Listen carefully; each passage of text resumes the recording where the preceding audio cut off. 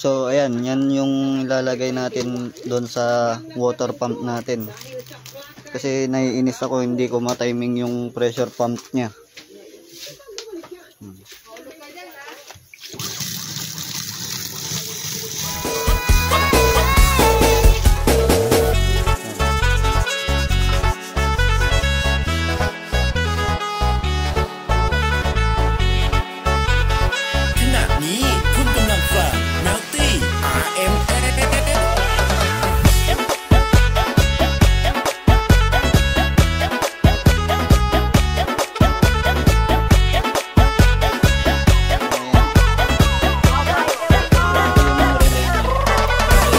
Remote control.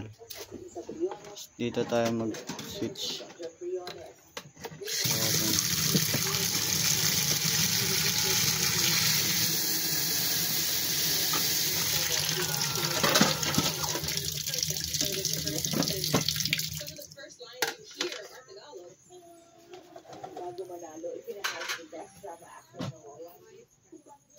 Dito din, ganun din. So switch lang natin dito.